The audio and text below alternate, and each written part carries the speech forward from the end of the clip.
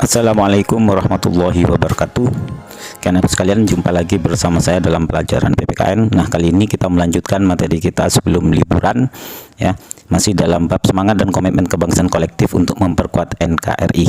Nah, pada pertemuan kali ini kita akan membahas subbab tentang negara Indonesia sebagai satu kesatuan. Nah, satu kesatuan di sini baik satu kesatuan politik, wilayah, pertahanan dan keamanan, ekonomi, dan ya satu kesatuan sosial budaya. Nah, mari kita mulai pembahasannya.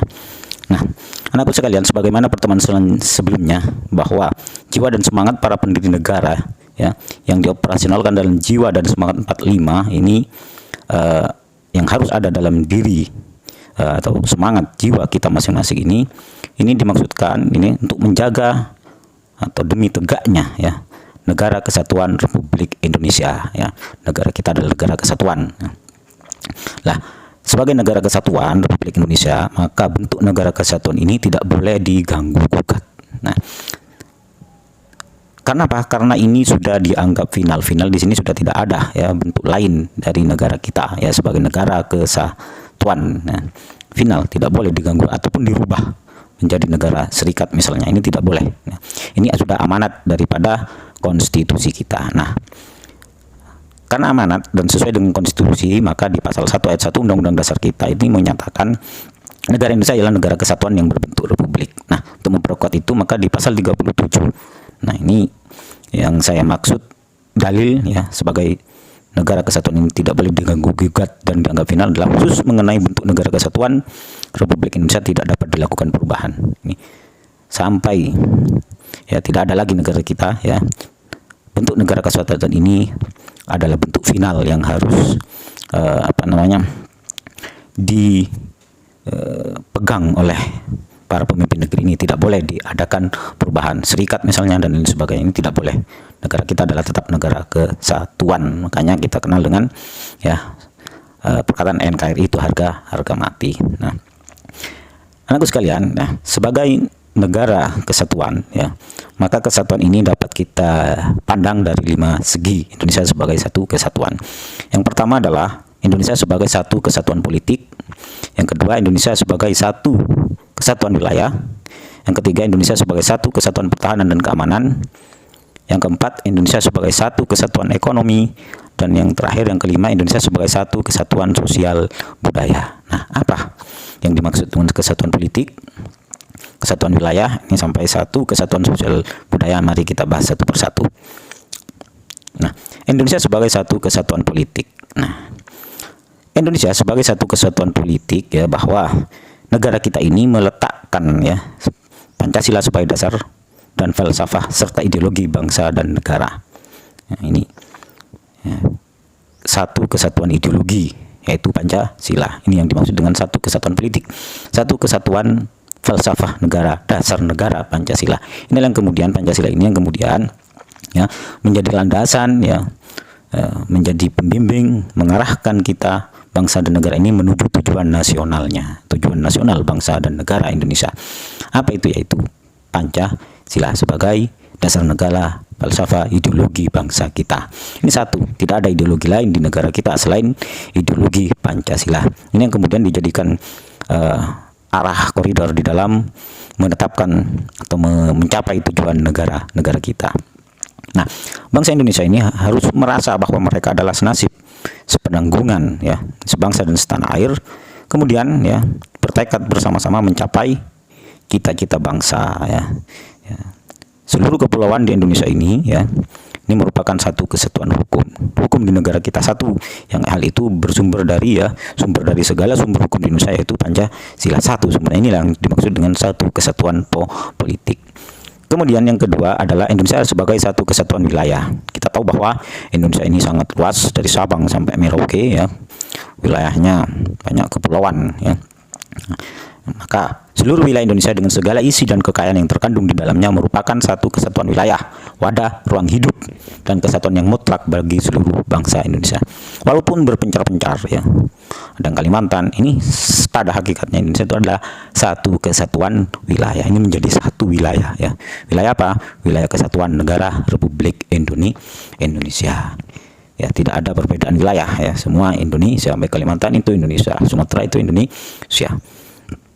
Nah, inilah kemudian bahwa ya, karena negara kita negara kepulauan ya, dari sisi wilayah ini ya, kita mengenal yang namanya deklarasi Juanda ini. Bagaimana suatu negara kepulauan ini ya menentukan wilayahnya. Dalam deklarasi Juanda ini dikatakan bahwa segala perairan di sekitar, di antara, dan yang menghubungkan pulau-pulau yang termasuk di dalam daratan ya, yang termasuk dalam daratan Republik Indonesia dengan tidak memandang luas atau lebarnya adalah bagian yang wajar dari wilayah daratan negara Republik Indonesia. Lah, inilah kemudian negara kita ini yang dulunya ya tidak menjadi satu kesatuan ya, perairan ya yang ada di antara pulau-pulau Indonesia ini, dengan adanya konsep ya negara kepulauan ya, ini kemudian itu menjadi satu. Makanya laut yang memisahkan, perairan yang memisahkan itu bukan pemisah ya, akan tetapi yang menghubungkan. Makanya dari wilayah Indonesia ini, dari Sabang sampai Merauke itu adalah satu kesatuan. Jadi tidak boleh ada kesenjangan dari sisi wilayah ya, namanya saja ya yang berbeda, pada hakikatnya itu adalah satu wilayah, yaitu wilayah Indonesia, walaupun terpisah jarak ya, dipisah oleh lautan dan lain sebagainya, perairan itu pada hakikatnya adalah satu. Nah, kemudian yang ketiga itu adalah Indonesia sebagai satu kesatuan pertahanan dan keamanan. Nah, satu pertahanan dan keamanan ini maksudnya adalah kita sebagai bangsa Indonesia harus memiliki ya, rasa memiliki ya terhadap keberlangsungan ya negara kita. Maka dari itu setiap warga negara Indonesia ini memiliki hak dan kewajiban di dalam rangka pertahanan dan keamanan negara, di dalam rangka menciptakan ya pertahanan dan keamanan seluruh bangsa Indonesia. Nah, maka setiap ancaman yang datang dari manapun wilayahnya ya, pulaunya, karena wilayah itu merupakan juga satu kesatuan, itu merupakan ya ancaman terhadap seluruh bangsa Indonesia. Kenapa? Karena kita merupakan satu kesatuan ya, wilayah kita ini satu. Jadi ancaman yang datang di berbagai daerah sebagaimana satu kesatuan wilayah tadi merupakan ancaman bagi kita semua ya. Ini maka kewajiban untuk mempertahankan itu ya, menciptakan pertahanan dan keamanan yang kuat, berdaulat, ini menjadi tanggung jawab kita semua. Jadi tidak ada perbedaan ya, setiap warga negara tanpa terkecuali yang memiliki hak dan kewajiban ya melaksanakan atau melakukan bela negara, mempertahankan bangsa dan negara dari berbagai macam ancaman yang ada. Nah, kemudian Indonesia sebagai satu kesatuan ekonomi, kita tahu bahwa ya kekayaan wilayah Nusantara ya, baik itu yang berupa yang potensial maupun yang efektif, ini adalah modal yang dimiliki bangsa Indonesia secara keseluruhan. Keperluan hidup harus tersedia merata bagi seluruh rakyat Indonesia. Ekonomi itu harus merata ya. Merata dalam hal ini adalah pengembangan atau pemerataan perekonomian Indonesia itu harus menyeluruh bagi seluruh bangsa dan wilayah di tanah air.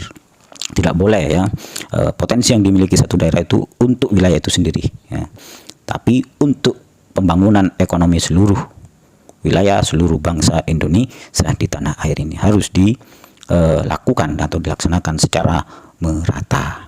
Nah, ini yang sangat rentan sekali ya, karena ekonomi ya, banyak sumber daya di satu daerah, kemudian itu dibawa ke daerah lain misalkan untuk pembangunan daerah lain, sedangkan daerah penghasilnya ini terbelakang. Nah, ini yang salah ya.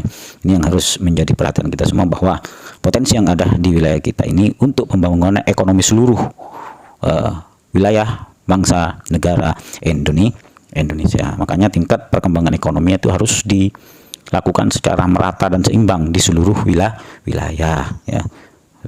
Potensi yang ada di wilayah-wilayah itu untuk membangun seluruh bangsa dan negara di Indonesia.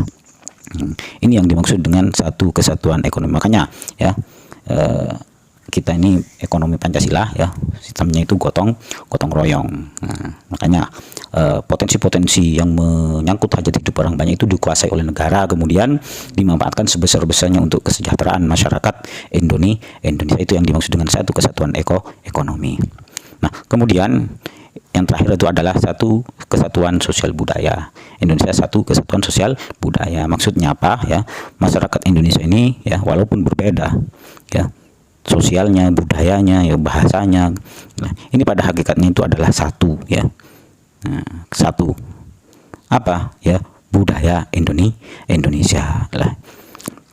Pada kehidupan bangsa harus merupakan kehidupan yang serasi, maka perbedaan itu harus menciptakan keserasian, ya, keserasian, ya. Keseimbangan tidak boleh dipertentangkan, ya. Ini demi kemajuan bangsa Indonesia. Inilah kekayaan kita yang berbeda-beda dari sisi sosial budaya, namun pada hakikatnya kita adalah satu sosial budaya Indonesia. Ketika kita berbicara tentang sosial budaya Indonesia, adalah sosial budaya dari wilayah-wilayah daerah-daerah Indonesia. Makanya kita memiliki banyak sekali nilai kaya. Nah, kita berbicara dengan sosial budaya Indonesia tidak hanya berbicara tentang sosial budaya Jawa, Kalimantan, Dayak dan sebagainya, tapi seluruh wilayah yang ada Indonesia. Makanya keragaman yang ada di dalamnya ini tadi saya katakan adalah merupakan gambaran kekayaan budaya bangsa.